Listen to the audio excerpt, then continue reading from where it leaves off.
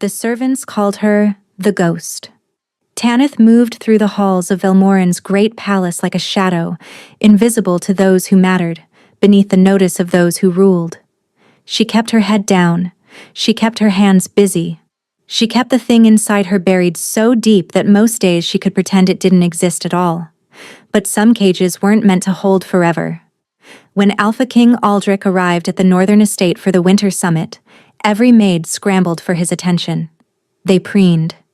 They positioned themselves in doorways and corridors, hoping to catch the eye of the most powerful wolf in the realm. A king so cold they said his heart had frozen the day his mother died. A king so beautiful that noble women wept when he passed them without a glance. Tanith didn't scramble.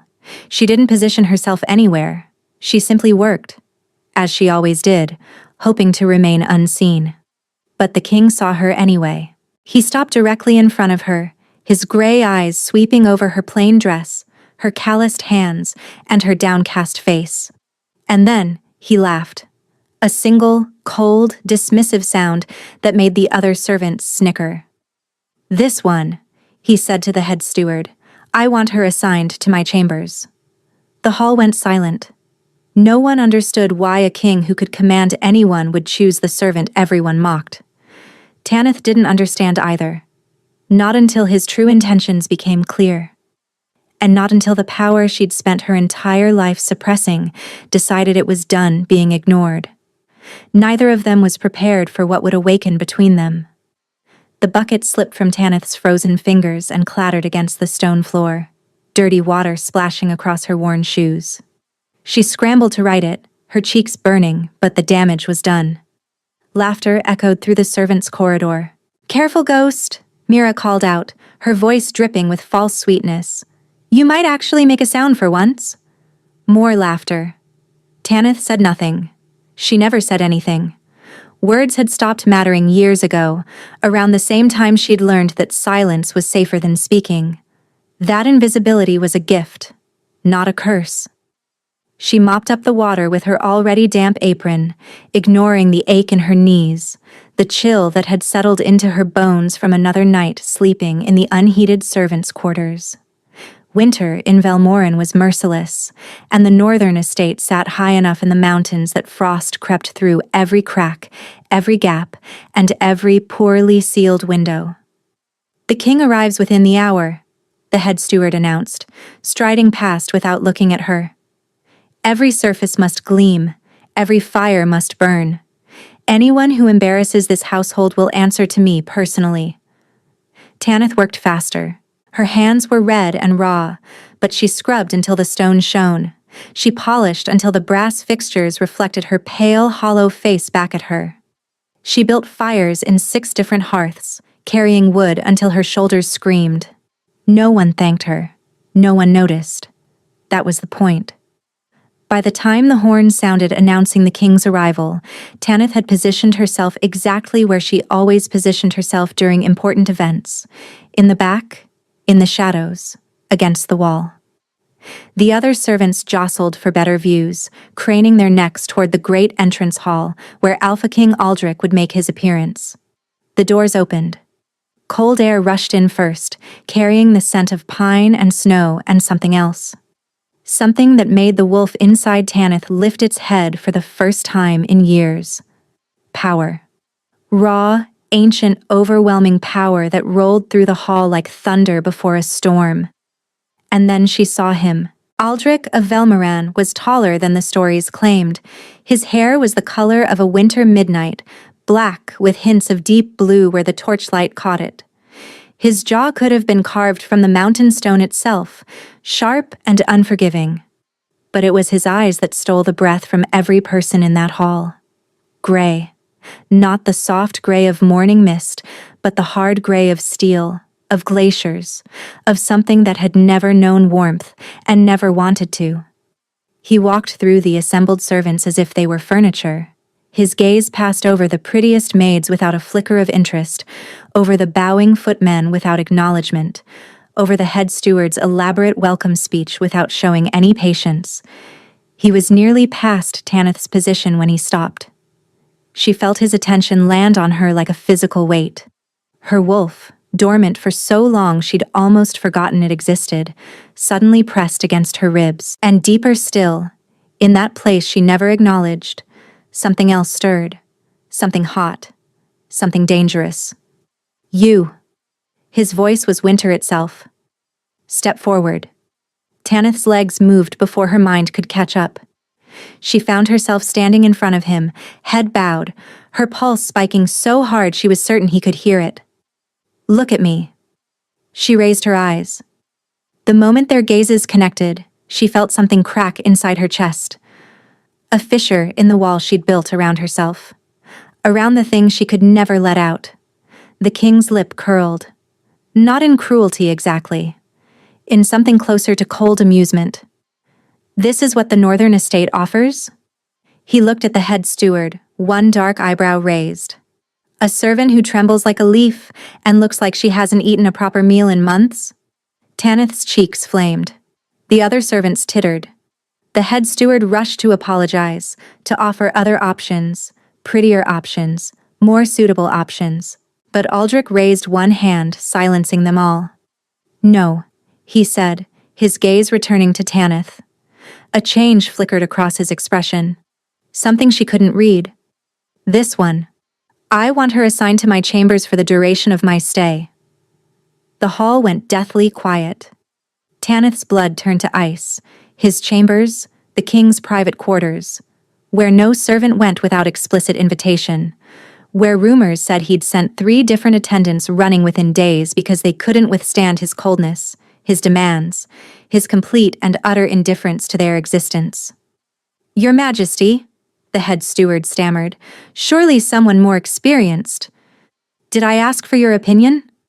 The steward's mouth snapped shut. Aldrich looked at Tanith one final time, and the corner of his mouth twitched. Not quite a smile. Closer to the expression a wolf might wear before it devoured its prey. Report to my chambers at sundown, he said. Don't be late. Then he walked away, leaving Tanith standing frozen in the center of the hall, every eye upon her, every whisper rising around her like smoke. She didn't understand what had just happened. She didn't understand why he'd chosen her.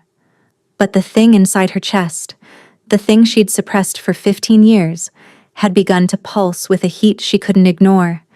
And somewhere deep in her bones, she felt the first stirring of something that might have been destiny or might have been doom. The king's chambers occupied the entire eastern wing of the estate.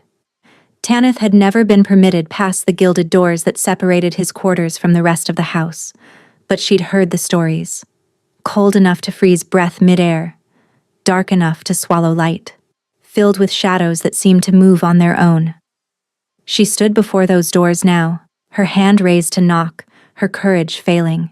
He requested you specifically, she reminded herself. He could have chosen anyone. He chose you. But why? The question had tormented her through the remaining hours of daylight. She was nobody. Less than nobody. A servant without family, without pack, without even a proper surname. The northern estate had taken her in as a child after she'd been found wandering the forest, half dead from cold and something else. Something the healers couldn't name but learned to fear. She'd been 7 years old when the fires started. Tanith pushed the memory down, buried it beneath layers of practiced control, and knocked. Enter. The single word carried so much authority that her hand moved to the door handle without conscious thought. She stepped inside, and the cold hit her immediately. Not the natural cold of winter, but something deeper. Something that felt almost alive. The chamber was vast. A fire burned in a massive stone hearth, but it seemed to produce no warmth. Candles lined every surface, their flames flickering in a non-existent wind. And sitting in a chair before the fire, still dressed in his traveling clothes, was the king. He didn't turn as she entered. Didn't acknowledge her presence at all. Simply continued staring into the flames as if they held answers to questions only he could hear. Close the door. Tanith obeyed. You will tend this fire throughout the night, he said, still not looking at her. You will ensure it never dies. You will bring food when I require it, remove trays when I'm finished, and otherwise remain silent and invisible. Can you manage that? Yes, Your Majesty. Good. He paused. I chose you because the others would have attempted conversation, flirtation, pathetic bids for my attention. Now he turned, those gray eyes finding hers across the dim room. You won't do any of those things, will you? Tanith shook her head slowly. Because you know your place. She should have agreed, should have bowed her head and accepted the insult beneath his words. But something flickered in her chest, that dangerous heat again, and before she could stop herself, she spoke. Because I have no interest in your attention, Your Majesty. The silence that followed was absolute. Tanith's heartbeat stuttered. What had she done? What had possessed her to speak to the Alpha King that way? He could have her whipped, dismissed. Worse. But Aldrich didn't rage, didn't call for guards. Instead, his demeanor altered subtly. The cold amusement faded, replaced by something closer to curiosity. No interest, he repeated slowly. Every servant in this estate would sell their soul for 5 minutes of my attention. But you have no interest. No, Your Majesty. Why? The question caught her off guard. No one had ever asked her why she felt anything. No one had ever cared enough to wonder. Because attention brings expectations, she heard herself say, and expectations bring disappointment. I've learned to want neither. Aldrich studied her for a long moment. The firelight cast strange shadows across his face, emphasizing the sharp angles, the hollow beneath his cheekbones, the darkness that seemed to live behind his eyes. Sit, he said finally, gesturing to a small stool near the hearth. You'll freeze standing there. Tanith blinked. Was the king showing her consideration? She sat, and the warmth of the fire, what little there was, seeped into her chilled bones. Aldrich returned his attention to the flames, and silence stretched between them. But it wasn't the oppressive silence she'd expected. It was almost comfortable. Minutes passed, perhaps an hour. Tanith tended the fire when it dipped, added logs when needed, and said nothing. The king also said nothing. But occasionally she felt his gaze on her, assessing, calculating. You're not afraid of me, he observed eventually. Should I be, Your Majesty? Everyone is afraid of me. Tanith considered this. Her wolf was restless tonight, more awake than it had been in years. And that other thing, the heat beneath her ribs, pulsed with increasing insistence. Perhaps I've known worse things than cold kings, she said quietly. Aldrich's eyes narrowed. For a moment she thought she saw something flicker in their gray depths. Recognition, maybe. Or understanding. But then his expression shuddered, and he rose from his chair with fluid grace. You'll sleep there, he said, gesturing to a small pallet near the fire. I expect the flames tended throughout the night. If I wake cold, you'll regret it. He disappeared through a door into what she assumed was his bedchamber, leaving Tanith alone with the fire and her racing thoughts. She curled onto the pallet, pulling the thin blanket around herself. The flames danced before her eyes, and she watched them with the practiced caution of someone who knew exactly how dangerous fire could be. Because fire listened to her. It always had. Ever since that night in the forest when she was 7 years old, terrified and alone, and so cold she thought she would die. She'd wished for warmth, and the trees had exploded into flame. 3 people had died that night. 3 wolves from the pack that had been chasing her, hunting her, trying to drag her back to the place she'd escaped. Tanith had buried that memory so deep, she rarely let herself think of it. But tonight, in the king's chambers, with his strange cold pressing against her, and that heat in her chest growing stronger, she couldn't stop the images from surfacing. Fire, screaming, the smell of burning flesh, and her, standing in the center of it all, untouched by flames that should have consumed her. The fire in the hearth suddenly flared, sparks shooting upward, flames leaping higher. Tanith gasped and pulled back, forcing the heat inside her down, down, down into the locked place where it belonged. The flames settled. The room grew cold again. But in the doorway to his bedchamber, hidden in shadow, Aldrich stood watching. And though Tanith didn't know it, though she couldn't feel his gaze upon her, the king had seen everything. He had seen the fire respond to her fear. And for the first time in 15 years, the frozen thing inside his own chest cracked just slightly, because he recognized what she was, and he knew exactly why he'd chosen her. 3 days passed in a strange rhythm. Tanith tended the fire, brought meals, removed trays. Aldrich ignored her almost entirely, spending his hours in meetings with northern lords and his evenings staring into flames that never seemed to warm him. But on the 4th morning, everything changed. "The king requests your presence at breakfast," a footman informed her, his tone dripping with disdain. "In the great hall, with the other lords." Tanith's stomach dropped. There must be a mistake. No mistake. His Majesty was quite clear. You're to stand behind his chair and attend to his needs throughout the meal. The footman's lip curled. Though why he'd want a creature like you representing his household is beyond comprehension. She wanted to refuse. Everything in her screamed to refuse. The great hall meant visibility, meant the eyes of every noble, every servant, and every person who had ever mocked her or dismissed her or whispered about the strange ghost girl who never spoke.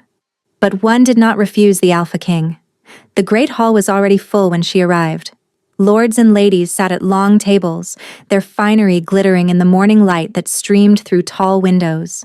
Servants moved between them, pouring wine, offering bread, anticipating needs before they were spoken.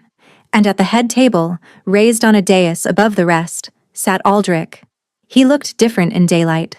Somehow more real, more present. His dark hair was pulled back from his face, revealing the full severity of his features. His black clothing absorbed light rather than reflecting it. And his eyes, when they found her across the crowded room, held that same unreadable intensity she'd seen that first night. He gestured her forward. Every step felt like walking through water. She could feel the stares, the whispers starting, the cruel curiosity of people who couldn't understand why the ghost girl was ascending the king's dais. "Your Majesty," she murmured, taking her position behind his chair. Aldrich didn't respond, didn't need to. His attention returned to the lord beside him, some trade negotiation she couldn't follow and didn't try to. For a while, nothing happened. Tanith stood still, head bowed, hands clasped, doing her best to fade into the background. The lords talked, the ladies gossiped, servants came and went. Then Lady Sereni arrived. Tanith recognized her immediately.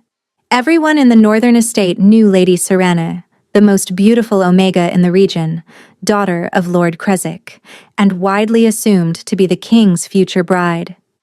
She was golden and perfect, with hair like spun honey and eyes the color of summer skies.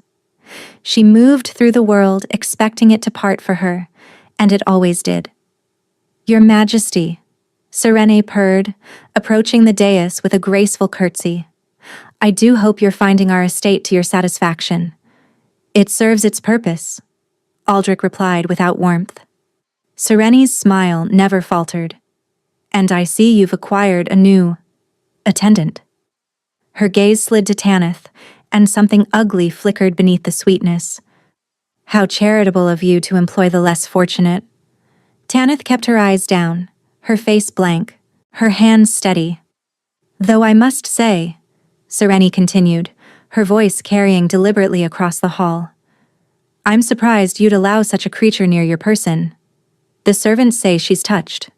Strange, that she talks to fires and makes them answer." Laughter rippled through the hall. Tanith's cheeks burned, but she didn't move, didn't react. "They say she was found in the forest as a child," Serene pressed on, clearly enjoying herself. "Covered in ash, surrounded by bodies. Some believe she's cursed. Others think she's simply mad." She tilted her golden head, mock sympathy dripping from every word. "Perhaps she's both." The laughter grew louder. Something hot shifted in Tanith's chest. The dangerous thing. The thing she couldn't control when emotions ran too high. She could feel it pressing against her ribs, responding to her humiliation, her anger, her desperate desire to disappear. The candles on the nearest table flickered violently. Enough. Aldrich's voice cut through the laughter like a blade through silk. Cold. Final. Absolute. The hall went silent. Lady Seren. He didn't raise his voice. Didn't need to. You presume to mock a member of my personal household? Sereni's smile faltered. Your Majesty, You merely displayed the kind of cruelty that reveals far more about your character than hers. Aldrich rose slowly from his chair, and the temperature in the hall seemed to plummet. This woman has served me with more dignity and competence in 4 days than your household staff has managed in 4 generations. If I hear another word of mockery directed at her, from anyone, the offender will answer to me personally. No one breathed. No one moved. Sereni's face had gone pale. Your Majesty, I apologize. I meant no. Leave.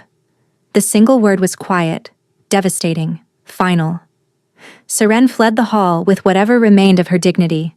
The other lords and ladies suddenly found their breakfast plates fascinating. And Tanith stood frozen behind the king's chair, unable to process what had just happened. He had defended her. The Alpha King, who cared for nothing and no one, had defended her. Later, after the hall had emptied and only the 2 of them remained, Aldrich turned to face her. His expression was unreadable, but something in his eyes had changed. You should have said something, he told her. Should have defended yourself. Would words have changed anything, Your Majesty? Perhaps not. He studied her face in the morning light, his gaze lingering on features she'd always considered plain, forgettable. But you're not what they say, are you? Tanith's blood rushed in her ears. I don't know what you mean.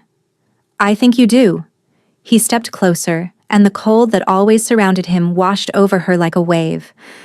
I think you know exactly what you are, and I think you've spent your entire life hiding it. The heat in her chest surged. The candles on every table in the hall suddenly flared, flames leaping twice their normal height. Tanith gasped, desperately pushing the power down, forcing it back into its cage. The flames settled. The room grew still. But Aldrich had seen. His gray eyes were fixed on her with an intensity that made her wolf whimper, and that deeper, more dangerous part of her want to answer. Interesting, he murmured. Very interesting. Then he walked away, leaving Tanith alone in the empty hall, her secret no longer quite as secret as she'd believed. And somewhere deep inside her, the thing she'd suppressed for 15 years began to stretch its limbs, testing the walls of its prison, waiting for the moment when it would finally break free. The days that followed settled into a new pattern. Tanith still tended the king's chambers, still fed his fire through endless cold nights, but something had shifted between them. A wall had cracked, not fallen. Aldrich was far too guarded for that, but cracked just enough for her to glimpse what lay beneath. He spoke to her now. Not often, not warmly, but in those quiet hours before dawn, when the estate slept and only the 2 of them remained awake, he would sometimes break the silence.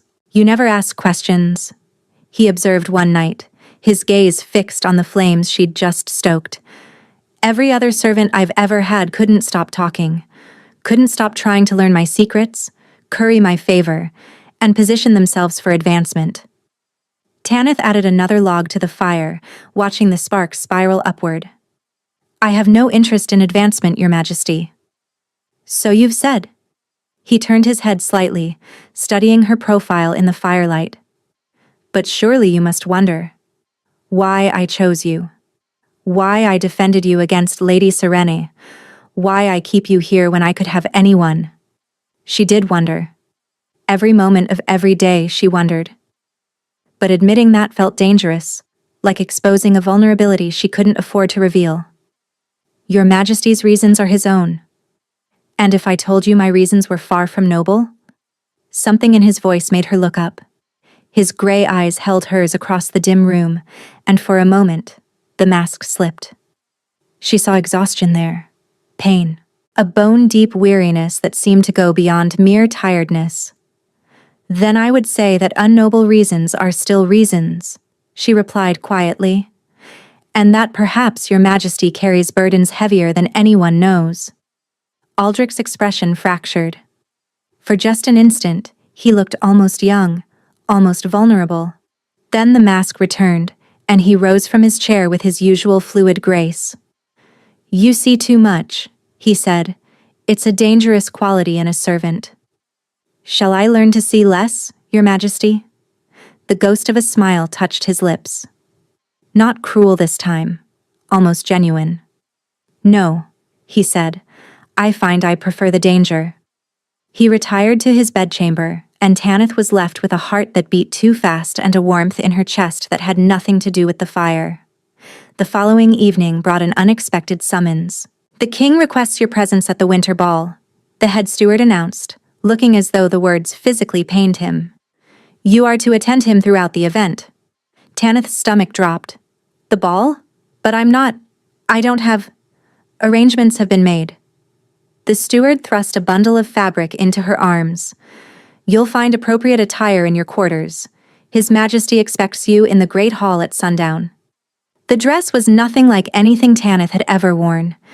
Deep crimson silk that seemed to shimmer with inner fire. Long sleeves that would hide the scars on her arms. A modest neckline that still somehow made her feel exposed. When she looked in the small mirror in her quarters, she barely recognized herself. The great hall had been transformed for the occasion. Thousands of candles cast golden light across polished floors. Musicians played in a corner alcove. Lords and ladies swirled in elaborate dances, their gowns and doublets creating a kaleidoscope of color and movement. And at the center of it all, seated on a throne-like chair on the dais, was Aldrich. He wore black, as always. But tonight, the fabric was threaded with silver that caught the candlelight like captured stars. His dark hair fell loose around his shoulders, and the severity of his features seemed somehow softer in the warm glow. When he saw her approaching, a crack appeared in his composure. His eyes swept over the crimson dress, lingered on her face, and for just a moment, his careful control slipped. "You came," he said as she took her position beside his chair. "Did your majesty think I wouldn't?" "I thought you might flee." His voice was low enough that only she could hear. "Most people do, eventually." Before Tanith could respond, Lady Sereni appeared. She was resplendent in pale blue silk, her golden hair adorned with sapphires, her smile sharp as broken glass. "Your Majesty," she purred, executing a perfect curtsy. "Surely you'll honor me with a dance. The musicians have prepared a traditional Velmoran waltz, especially for the occasion." The lords and ladies nearby fell silent, watching, waiting. Everyone knew that dancing with the king at the winter ball was tantamount to a declaration, an announcement of favor, of intention. Aldrich's jaw tightened almost imperceptibly. "I don't dance, Lady Seren." "But your majesty danced at the autumn celebration in the capital. I saw you myself, partnered with the Duchess of..." "I said I don't dance." The words were ice. Absolute. Final. Sereni's smile faltered, and something ugly flickered in her eyes before she could hide it. Her gaze slid to Tanith, standing quietly beside the king's chair, and hatred burned there, pure and unmistakable. "Of course, your majesty." She curtsied again, retreating with whatever grace she could salvage. The music continued. The dancing resumed. But Tanith felt Sereni's gaze on her throughout the night, sharp and venomous. Hours later, when the ball had wound down and most guests had retired, Aldrich finally rose from his chair. "Walk with me," he said. It wasn't a request. They moved through empty corridors, past sleeping servants and guttering torches, until they reached a small balcony overlooking the estate's frozen gardens. The night was bitterly cold, but Aldrich stepped outside without hesitation. Tanith followed, wrapping her arms around herself against the chill. "You're cold," he observed. "It's winter, your majesty." "Yet you followed me anyway." He turned to face her, and the moonlight turned his gray eyes silver. Why? Because you asked me to. Most people wouldn't brave the cold simply because I asked. Perhaps I'm not most people. The air between them changed. Aldrich took a step closer, and despite the bitter temperature, despite everything she knew about keeping her distance, Tanith didn't retreat. No, he murmured. You're certainly not. His hand rose slowly, giving her time to pull away. When she didn't, his fingers brushed her cheek. His touch was ice, colder than the winter night, colder than anything natural. And yet somehow, impossibly, it sent heat racing through her veins. The fire inside her surged forward. Aldrich gasped, his eyes widening. His hand jerked back as if burned, and he stared at his palm in something like shock. What? He looked at her, truly looked, and for the first time, she saw fear in those glacier eyes. What are you? The candles in the corridor behind them exploded into flame. Every torch on the balcony roared to sudden, brilliant life. The air itself seemed to crackle with heat that shouldn't exist in the frozen night. Tanith stumbled backward, her hands raised, her chest tightening with panic. I'm sorry, she gasped. I didn't mean to. I can't always. But Aldrich wasn't moving toward her, wasn't calling for guards. He stood perfectly still, staring at his palm where her warmth had touched his frozen skin. And when he finally looked up, his expression was something she'd never seen before. Wonder. Desperate, aching wonder. You're warm, he whispered. You're actually warm. Then he turned and fled into the darkness, leaving Tanith alone on the balcony with flames dancing around her like loyal servants awaiting their queen's command. Aldrich avoided her for 3 days. Tanith continued her duties in his chambers, but he was never there. She tended the fire alone, slept on her pallet alone, and tried not to feel the absence like a physical wound. He knows what you are now, she told herself. He'll have you sent away, or worse. But no guards came, no summons to the head steward, nothing but silence and empty rooms and the endless, unnatural cold that seemed to seep deeper into the walls each day. On the 4th night, she woke to the sound of labored breathing. Tanith sat up on her pallet, her breath catching in her throat. The fire had burned low, too low, she realized with a jolt of fear. She'd fallen asleep. She'd let it die. And there, collapsed before the dying embers, was the king. Your Majesty! She scrambled across the floor, falling to her knees beside him. His skin was blue. Not pale, not cold. Blue, like a man who'd been buried in snow for hours. His eyes were closed, his breathing shallow, his body racked with shivers so violent they looked like convulsions. No, no, no. Tanith pressed her hands to his chest and felt nothing. No heartbeat, no warmth, nothing but ice beneath her palms. The power inside her exploded. Heat poured from her hands like liquid fire. The dying embers in the hearth roared back to life. The candles throughout the chamber burst into flame. The very air grew warm, then hot, then almost burning. And beneath her palms, Aldrich's heart stuttered back to life. She didn't know how long she knelt there, pouring heat into his frozen body. Minutes, hours. Time ceased to have meaning. All that existed was the fire flowing from her into him, the desperate need to keep his heart beating, to keep the ice from claiming him completely. When his eyes finally opened, she was weeping. You're dying, she whispered. You're dying, and you didn't tell me. Aldrich stared up at her, his expression raw and unguarded in a way she'd never seen. I'm cursed, he said, his voice barely audible. Have been since birth. The cold lives inside me. It's been killing me slowly for 30 years. Why didn't you tell anyone? A bitter laugh scraped from his throat. I'm the Alpha King. I can't be weak, can't be dying, can't be anything other than cold and untouchable. Tanith's hands were still pressed against his chest. She could feel his heart now, beating faster, stronger, responding to her warmth in ways that seemed impossible. That's why you chose me, she realized. You knew what I was. You could feel it. I suspected. He raised one trembling hand and covered hers where it rested over his heart. I've searched for years for someone who could warm me. Healers, witches, fire elementals from distant kingdoms. Nothing worked. No one's fire could reach past the curse. But mine can? His eyes met hers, and the vulnerability there took her breath away. Yours is the only warmth I've felt in 30 years. His voice cracked.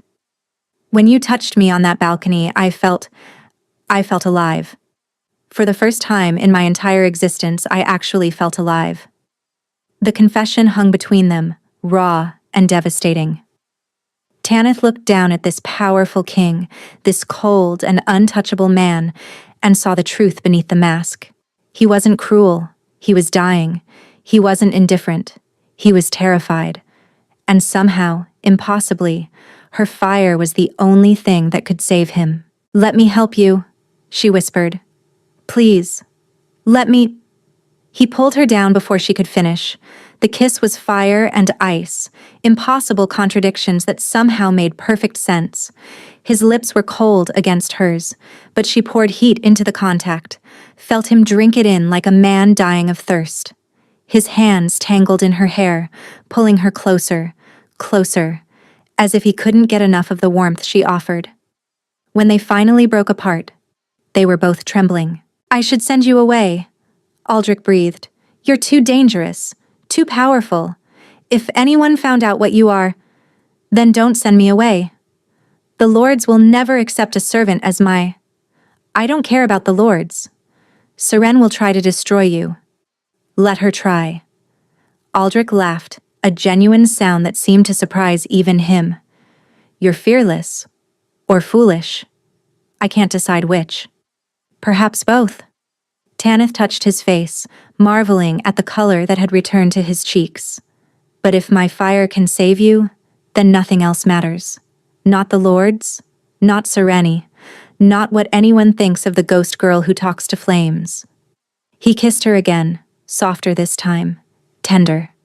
When he pulled back, his gray eyes were bright with something she'd never seen there before.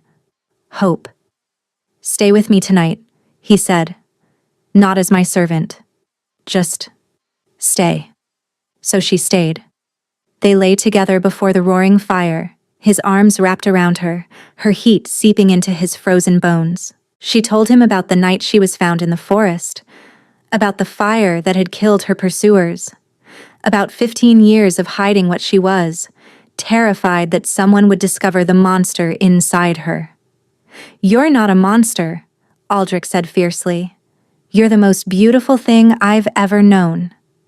He told her about his mother, who had tried to warm him as a child, who had loved him fiercely despite his father's coldness, and who had died when he was only 5 under circumstances no one would explain.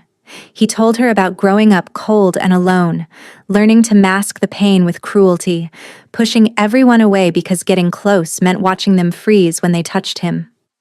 "I thought I would die alone," he admitted. "I made peace with it." "You won't die alone." Tanith pressed her palm over his heart, felt it beating strong and steady. "You won't die at all. Not if I can help it." They talked until dawn, sharing secrets neither had ever spoken aloud. When the first light crept through the windows, Tanith felt something she'd never experienced before. Belonging. This cold king, this frozen man, understood her in ways no one ever had. He didn't fear her fire. He needed it. And she needed his ice, his darkness, his willingness to see all of her and not look away. "The court will talk," Aldrich murmured, his fingers tracing patterns on her arm. "They'll wonder why the king spends every night with a servant girl. Let them wonder. Sereni will spread rumors. Sereni can burn." He laughed again, that startled, genuine sound that made her heart soar. "I'm falling for you," he said quietly. "I didn't think it was possible. I thought the curse had frozen that part of me completely. But you—" "I know," Tanith whispered. "I'm falling too." He kissed her forehead, her eyelids, and her lips. The fire crackled happily in its hearth, responding to her contentment. And for the first time in 15 years, Tanith didn't try to suppress it. She let it burn. And somewhere deep inside her, the power that had been locked away for so long began to unfurl its wings, preparing for the day when it would finally be set free. 3 months passed like a beautiful dream. Tanith moved from her pallet by the fire to Aldrich's bed. No official announcement was made. They both knew the court wasn't ready for that. But the servants whispered, the lords speculated, and Lady Sereni watched with eyes that grew more venomous by the day. None of it touched them. In Aldrich's chambers, surrounded by warmth that Tanith's presence provided, they existed in their own world.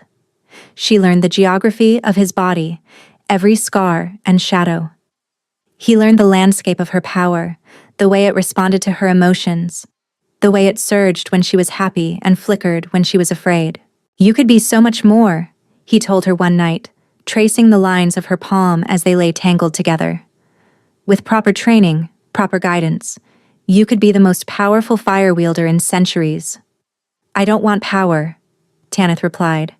I just want this. Us. You have that. He pressed a kiss to her wrist. You'll always have that. But even as he spoke the words, something cold crept into the edge of his voice, a shadow she didn't understand. The curse, she would later realize, had not been defeated, only held at bay. The night everything changed began like any other. They dined together in his chambers, talking about nothing and everything. Aldrich's color was good, his strength restored. For the first time since she'd known him, he looked healthy, alive. I want to make this official, he said suddenly. Tanith paused with her wineglass halfway to her lips. Official? You and me, I want the court to know. I want everyone to know. His gray eyes were fierce with determination. I'm tired of hiding. Tired of pretending you're just a servant. You're so much more than that, Tanith. You're everything. Her heart soared even as fear crept in. The lords will never accept... I don't care about the lords. He stood crossing to kneel before her chair. I love you. I love your fire and your fearlessness and the way you see through every mask I've ever worn. I want you by my side, not behind my chair. I want you as my queen. The word hung in the air between them. Queen. Such an impossible word for a servant girl, a ghost, a creature that everyone had dismissed and mocked. Aldrich? Her voice broke. Say yes. He took her hands, pressed them to his lips. Say you'll be mine. Not just in private, not just in these chambers, in front of everyone, forever. The power in her chest responded to his words. It rose like a tide, warm and golden and overwhelming. She could feel it reaching for him, wrapping around him, binding them together in ways that went beyond physical touch. Yes, she whispered. Yes, I'll be yours, forever. Aldrich pulled her into his arms and the kiss was incandescent. Fire blazed through her veins and she didn't try to suppress it. She let it flow into him, let it warm every frozen corner of his cursed body. But something went wrong. Instead of absorbing her fire as he always did, Aldrich suddenly gasped. His body went rigid. Ice crystals began forming on his skin, spreading from his chest outward like cracks in frozen glass. Tanith. His voice was strangled. Something's happening. The curse was fighting back. She poured more fire into him, desperate to burn away the ice, but it only seemed to make things worse. The crystals spread faster. His lips turned blue. His eyes began to frost over. No, Tanith screamed. No, no, no. The power inside her exploded. Not the gentle warmth she'd learned to control. Not the careful heat she channeled into him each night. This was something else entirely. Raw, primal, terrifying. A supernova of flame that erupted from her core and consumed everything in its path. The curtains ignited, the furniture burst into flame, the windows shattered outward from the force of the heat. Every candle, every torch, every spark in the entire wing of the estate roared to impossible life. and Tanith stood at the center of it all, burning but not consumed, her eyes blazing gold, her hair floating around her like she was underwater. She heard screaming, distant voices, running footsteps, but all she could see was Aldrich, lying on the floor before her, the ice crystals finally receding from his skin as her fire drove them back. His eyes opened, and even through the inferno surrounding them, he stared at her with something that looked like awe. Then the doors burst open. Guards flooded in, followed by lords and servants and Lady Sereni, who took one look at the scene before her and smiled, a terrible, triumphant smile. "Witch," she breathed, loud enough for everyone to hear. "The ghost girl is a witch." The flames died instantly, not because Tanith wanted them to, but because shock stole the power from her control. She collapsed to her knees, suddenly exhausted, suddenly terrified, suddenly aware of what she'd just revealed to the entire court. "She tried to kill the king!" Sereni's voice rose in false horror. "Guards, seize her!" "No!" Aldrich's voice cracked through the chaos. He struggled to his feet, placing himself between Tanith and the advancing guards. "No one touches her." "Your Majesty, she's dangerous." "I said no one touches her." His voice was ice, his authority absolute. "Anyone who lays a hand on her answers to me." The guards hesitated. The lords murmured uncertainly. Sereni's expression flickered with frustration, but Tanith could see the damage in everyone's eyes. They'd seen her power. They'd witnessed the uncontrollable fire that lived inside her. They knew what she was now, and no amount of royal protection could make them forget. "Leave us," Aldrich commanded. "All of you, now." They left, slowly, reluctantly, casting fearful glances over their shoulders. Sereni was the last to go, and the look she gave Tanith was pure poison. "This isn't over," her smile said. "I will destroy you." Then they were alone. Aldrich turned to face her, and Tanith braced herself for the fear, the revulsion, and the inevitable rejection. But instead, he crossed the ruined room in 3 strides and pulled her into his arms. "Are you all right?" he demanded. "Are you hurt? I almost killed you." The words came out broken. "The curse, my fire, it made it worse." "No." He gripped her shoulders, forcing her to meet his eyes. "Listen to me. The curse has been dormant for months because of you. It only activated tonight because I declared my intentions, because I said I wanted you as my queen." "I don't understand." "The curse knows," Aldrich said grimly. "It knows I'm falling in love with you. Really falling, not just physical attraction, and it's trying to stop me before I can complete the bond." A chill swept through Tanith. "What does that mean?" "It means the curse isn't just killing me, it's killing anything that might save me."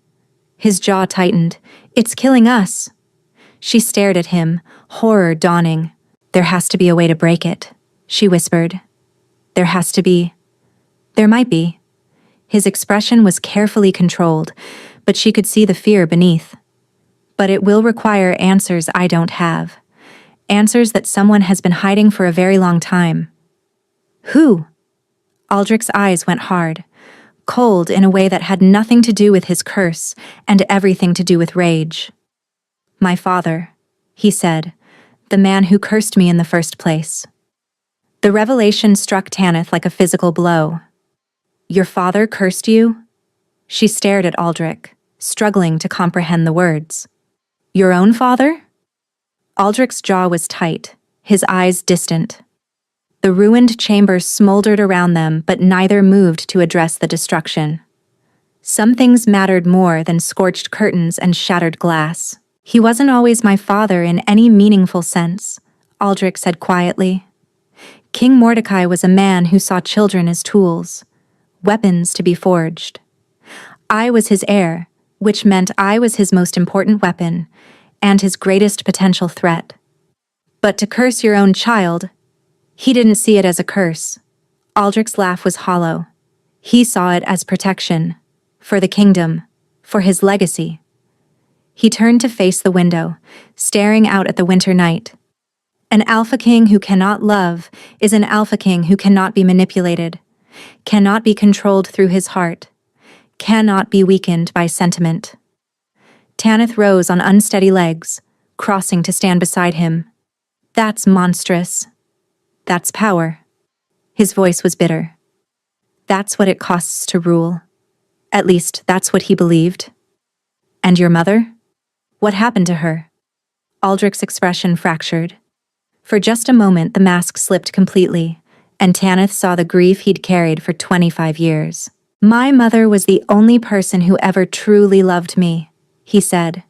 She was warm, gentle, everything my father wasn't.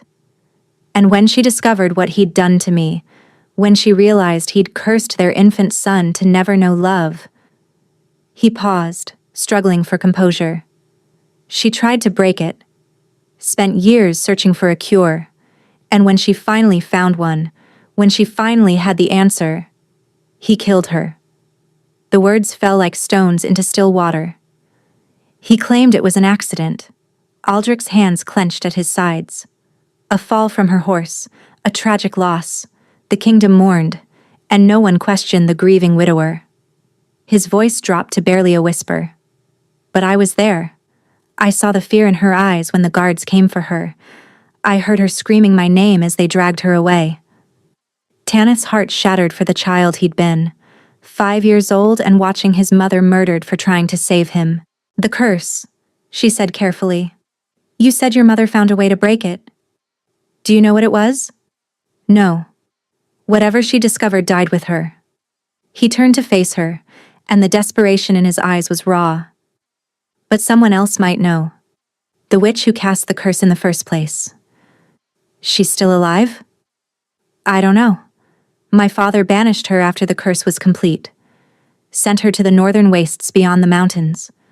But if anyone knows how to break what she created, then we find her. Tanith gripped his hands, pouring her certainty into the touch. We find her. And we end this. Aldrich stared at her as if she were something miraculous. You would do that? Journey into the frozen wastes. Hunt down a witch who may be dead. All for a curse that might kill you too? I told you I was falling for you.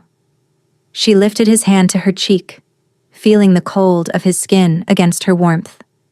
I meant it. Whatever it takes to break this curse, whatever it costs, I'm with you. His eyes closed. A shudder ran through his body. I don't deserve you, he whispered. Perhaps not. She smiled softly. But you have me anyway. They planned to leave at dawn. Secret. Quiet. Before the court could interfere. Before Sereni could scheme. Before anyone could stop them. But they'd underestimated how quickly enemies could move. The guards came at midnight. Tanith woke to the sound of splintering wood, her fire instinctively roaring to life in her palms. But before she could react, cold iron closed around her wrists, specially forged shackles that seemed to drink her heat, leaving her powerless. By order of Lord Regent Cresswell, the captain announced, the woman known as Tanith is hereby arrested for attempted regicide, witchcraft, and conspiracy against the crown. No! Aldrich lunged from the bed, but more guards appeared, forcing him back with crossed spears. I am your king. I command you to. His Majesty has been declared unfit to rule, the captain interrupted. The curse has clearly addled his mind. Lady Sereni's testimony confirms that this witch has been manipulating him for months. Seren. Aldrich's voice was murder. Where is she? I'll tear her throat out myself. The lady has been named temporary regent until His Majesty recovers from the witch's influence. The captain's eyes were cold, professional. She anticipated your resistance. Tanith was hauled to her feet, the iron shackles burning cold against her skin. She fought to reach her fire, but the metal seemed to create a barrier between her and her power. Whatever dark craft had forged these chains, they knew exactly what she was. Aldrich! She twisted toward him as the guards dragged her toward the door. Don't do anything foolish. Don't. I'll find you. His voice cracked with desperation. I swear it, Tanith. I'll find you. The last thing she saw before the guards forced a hood over her head was his face, pale, terrified, reaching for her with hands that couldn't save her. Then darkness swallowed everything. The dungeon beneath the northern estate had been carved from the mountain itself.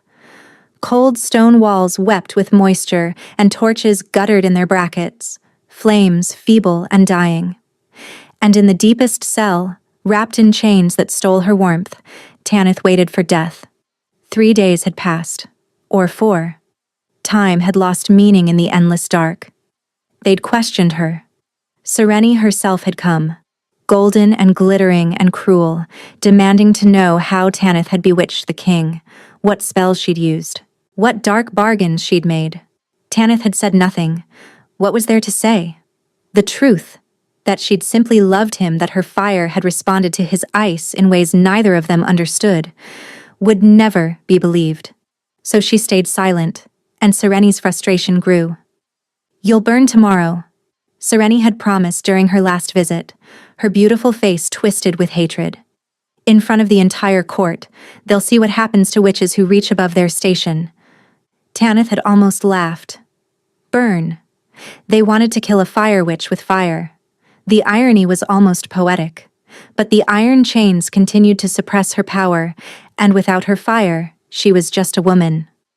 A woman who would die screaming while the man she loved watched helplessly. On the 4th night? Or was it the 5th?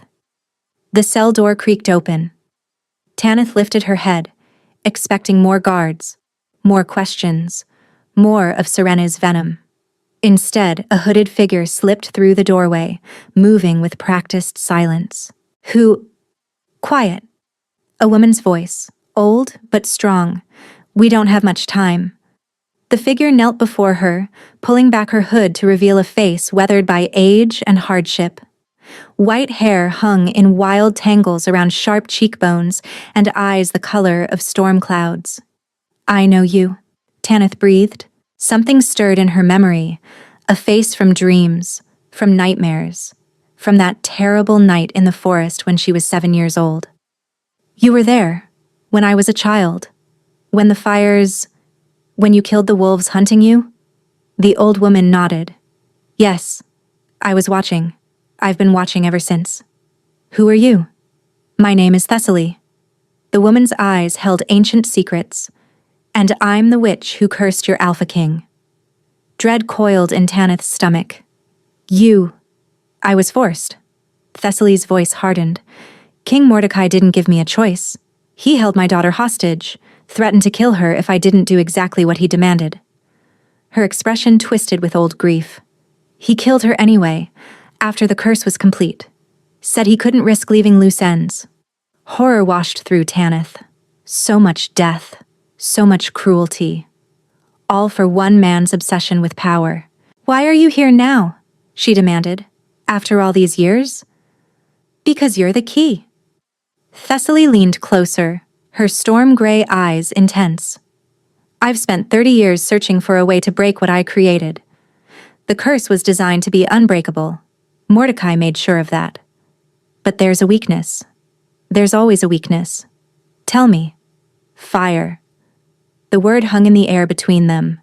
Not ordinary fire. Not magical fire conjured through spells or rituals. The curse can only be broken by wildfire, the primal flame that exists within certain bloodlines. It's the rarest gift in the world. Only 3 families have ever carried it. Tanith's chest tightened. "And You're the last." Thessaly gripped her chains with surprising strength. "The last living descendant of the Ashbourne line.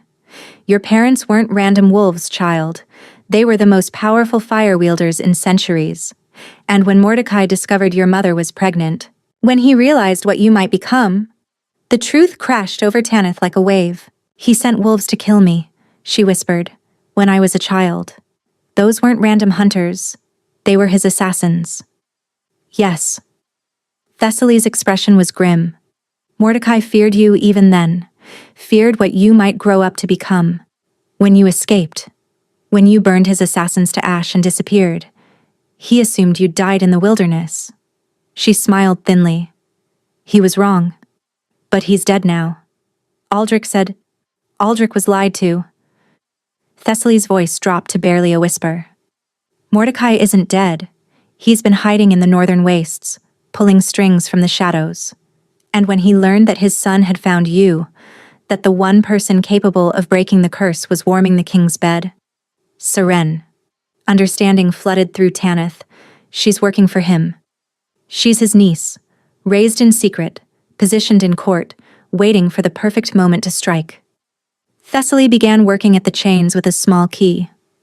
Everything that's happened, your arrest, Aldrich's removal from power, it's all Mordecai's design. He can't let the curse be broken. If Aldrich learns to love, learns to feel, he becomes a threat. A king with a heart is a king who might seek vengeance for his murdered mother. The chains fell away. Tanith gasped as her fire roared back to life, flooding her veins with warmth and power. It was stronger than before, angrier, as if her captivity had compressed it into something dense and explosive. Go, Thessaly urged. Find Aldrich, break the curse, and then, her eyes hardened, burn Mordecai's legacy to the ground. Come with me. I can't. The old witch pressed something into Tanith's hand, a small vial filled with silver liquid. This will help. When the moment comes, when the curse is at its strongest, pour this into his wound. It will open a door. The rest is up to your fire. What about you? Thessaly smiled sadly. I've waited 30 years for this moment. For someone strong enough to undo my greatest sin. She cupped Tanith's face with weathered hands. Don't let my sacrifice be meaningless, child. Save your king, save the realm, and save yourself. Before Tanith could respond, shouts erupted in the corridor above. Guards, coming fast. Go! Thessaly shoved her toward a hidden passage in the wall. Follow the tunnel. It leads outside the estate. Go! Tanith ran.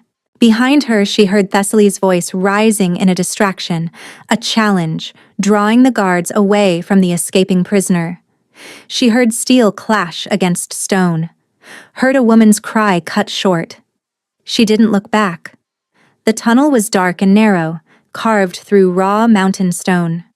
Tanith ran until her lungs burned, until her legs screamed for rest, until finally, she burst into the frozen night. The stars blazed overhead, cold and indifferent. The wind cut through her thin prison clothes like knives, but ahead of her, blazing with torchlight, stood the northern estate. And somewhere inside, the man she loved was waiting. Tanith closed her fist around the silver vial, feeling its strange warmth against her palm. I'm coming, she whispered into the wind. Hold on, Aldrich, I'm coming. Then she started running again. The estate was in chaos. Tanith crept through the servants' passages, following routes she'd memorized during her months as a maid. Everywhere she looked, guards rushed past, servants huddled in corners, whispering frantically. Something had happened, something beyond her escape. She grabbed a passing kitchen boy, pressing him against the wall. Flames flickered at her fingertips, and the boy's face went white with terror. The king, she demanded. Where is he? The Great Hall, the boy stammered. Lady Sereni has called an assembly. She's going to... He swallowed hard. She's going to execute him. Says the curse has driven him mad. Says he's a danger to the realm. Tanith's blood turned to ice. When? Now. The ceremony is happening now. She released him and ran. The great hall was packed when she reached the gallery overlooking the main floor. Lords and ladies filled the benches, their faces a mixture of fear and morbid fascination. Guards lined every wall, their spears gleaming in the torchlight. And at the center of the hall, chained to a pillar of black iron, was Aldrich. He looked terrible. The curse was spreading. She could see ice crystals creeping up his neck, frosting his hair, turning his lips blue. His eyes were closed, his body slumped. Only the subtle rise and fall of his chest confirmed he was still alive. On the dais above him stood Sereni, resplendent in white and gold, a crown of winter flowers adorning her golden hair. She looked every inch the queen she was trying to become. "People of Velmorin," she announced, her voice carrying through the hall. "We gather here to witness a tragedy and a necessity. Our beloved Alpha King has been corrupted by dark magic. The witch who bewitched him has escaped, but her poison remains in his blood. There is no cure. There is no salvation. The kindest thing we can do is grant him a merciful end." Murmurs rippled through the crowd. Some faces showed grief. Others showed calculation, already thinking about what Serene's rise to power might mean for their own positions.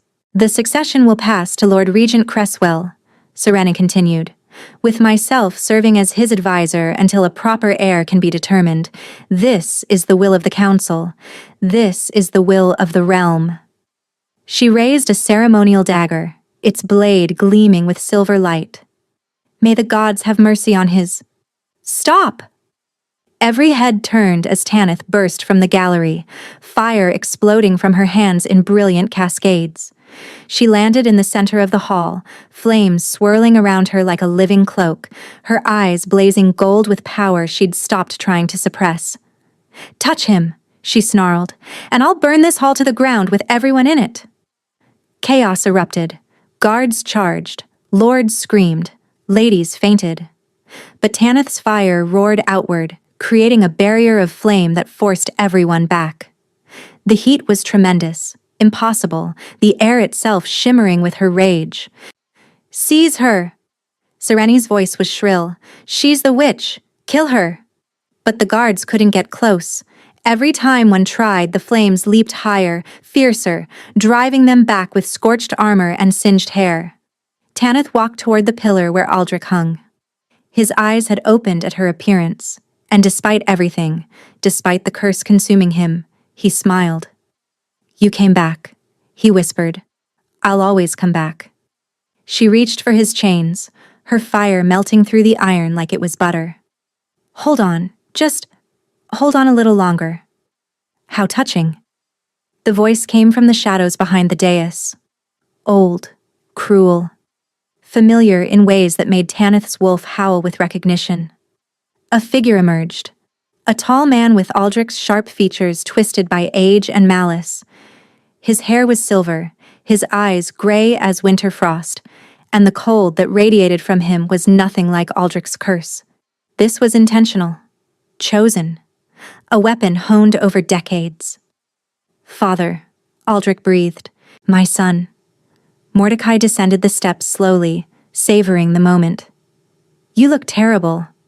I warned you what would happen if you tried to love. I warned you the curse would kill you. You're supposed to be dead.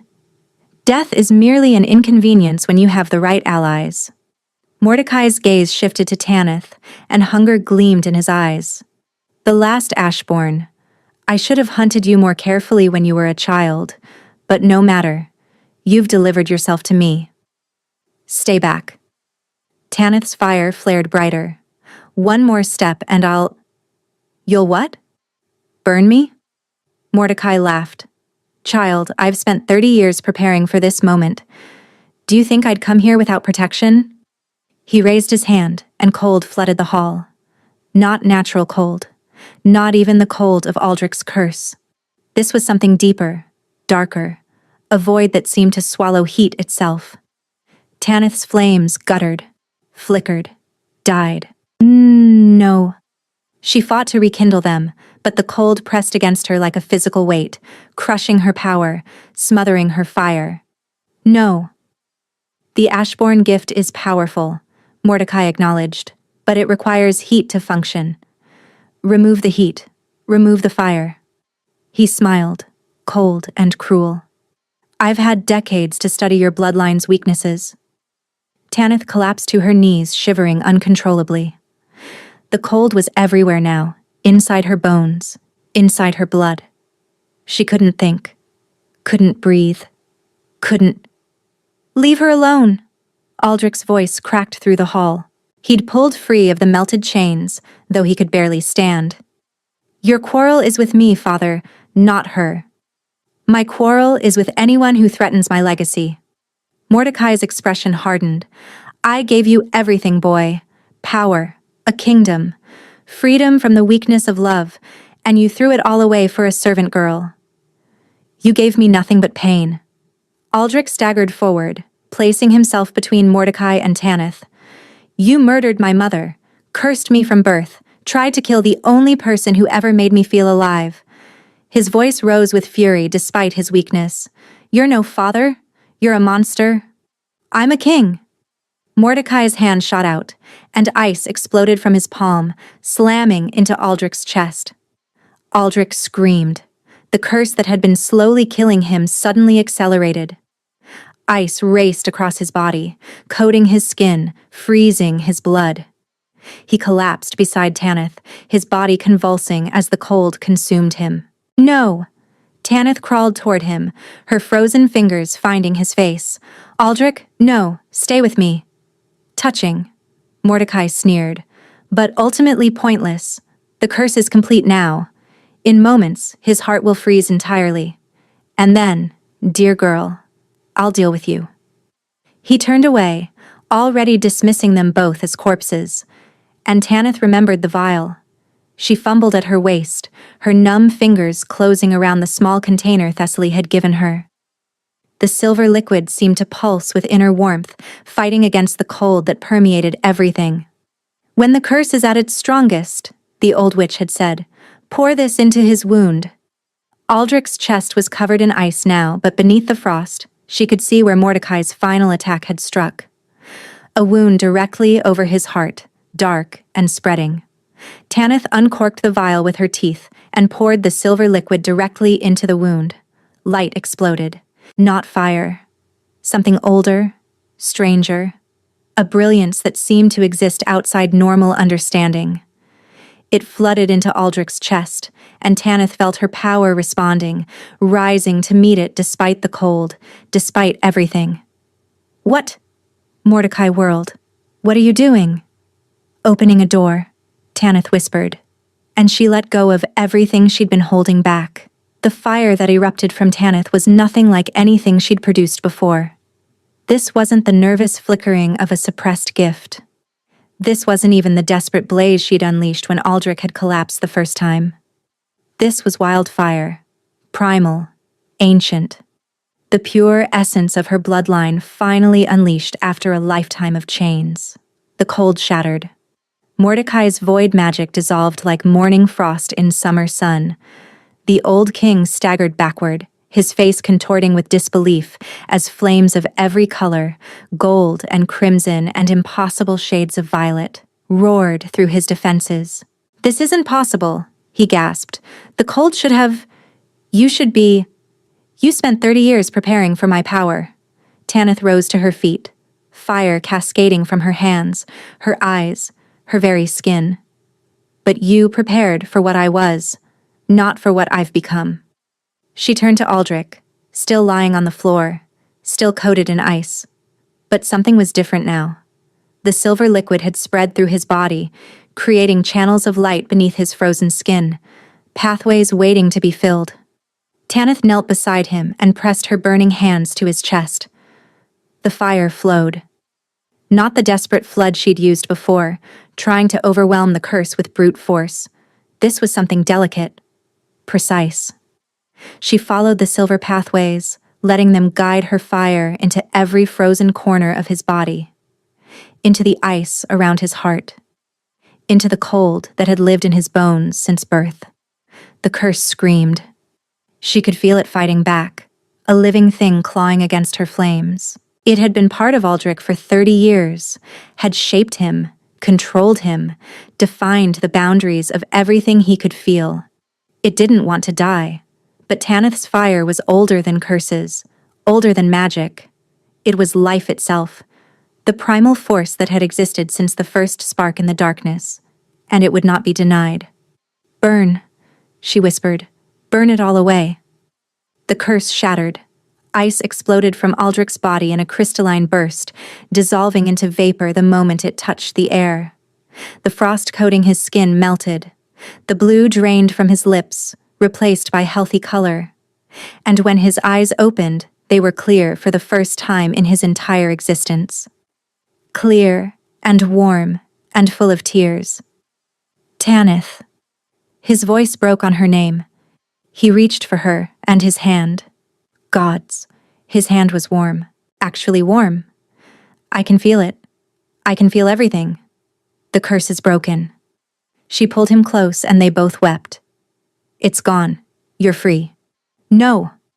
Mordecai's roar shattered the moment.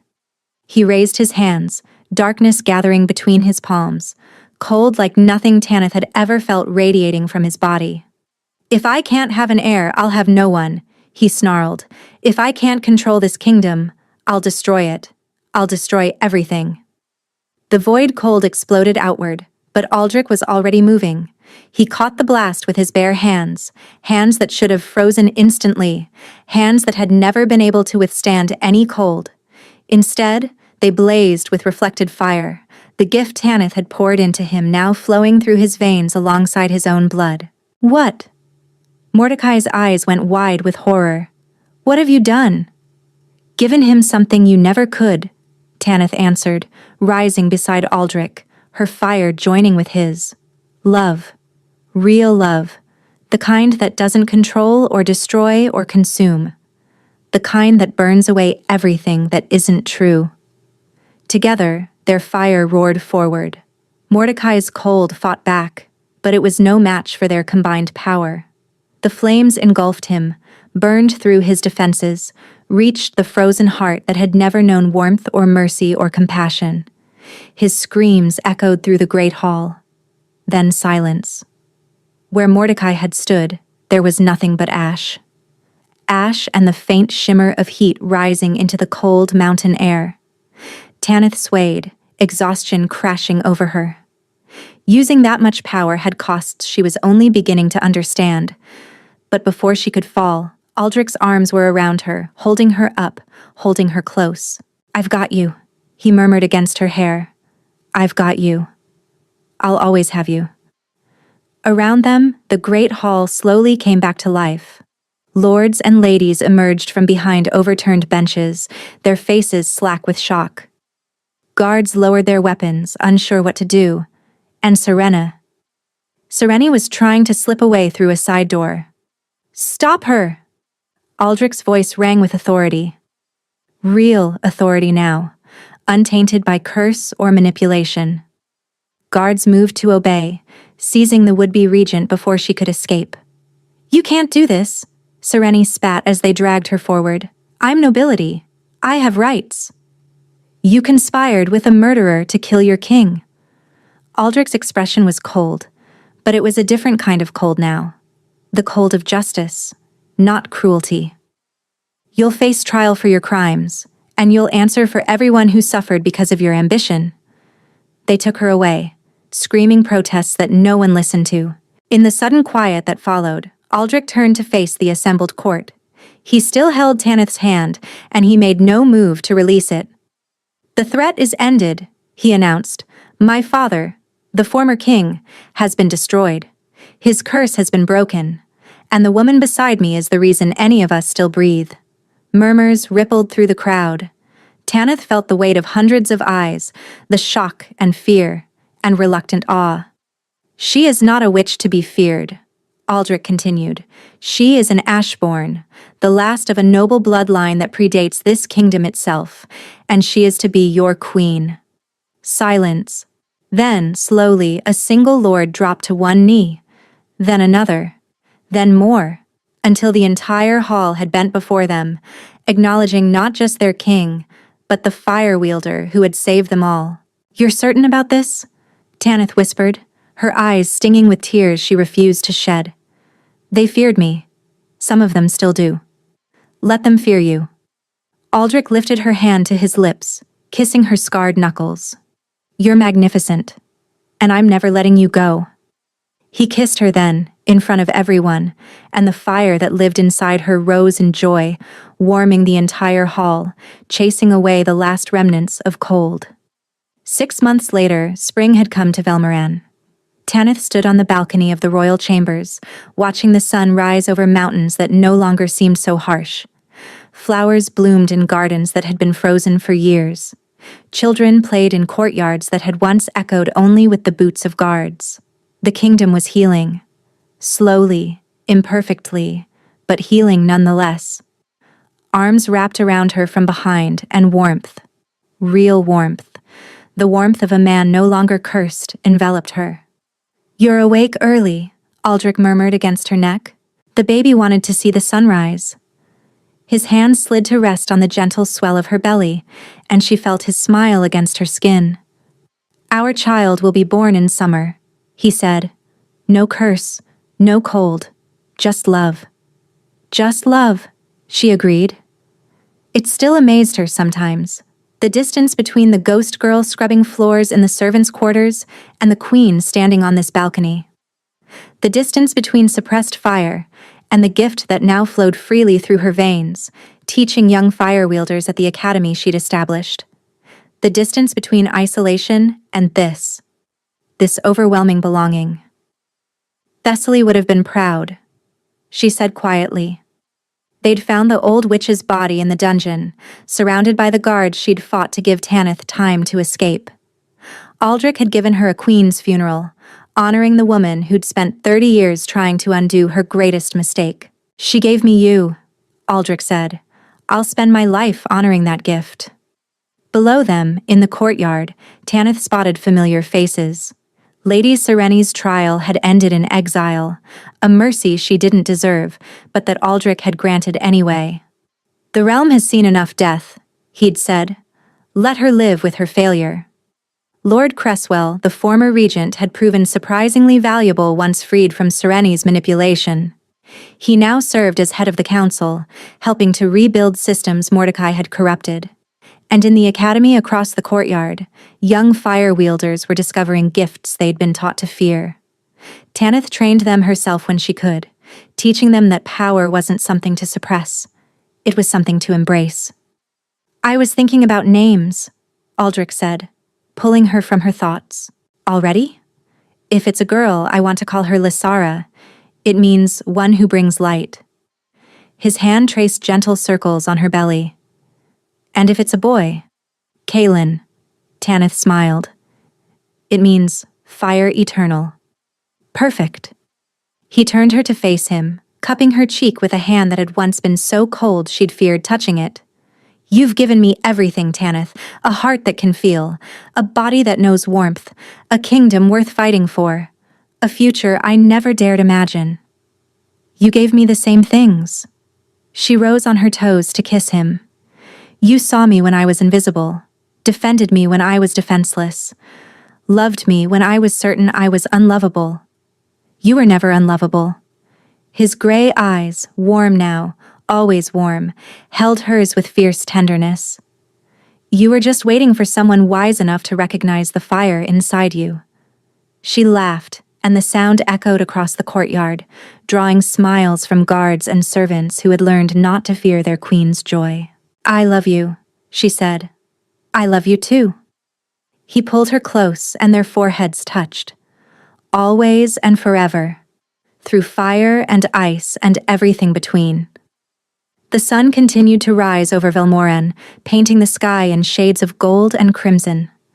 And in the arms of the king who had learned to love, the fire queen who had learned to burn freely watched the dawn of a new era, not just for them, for everyone.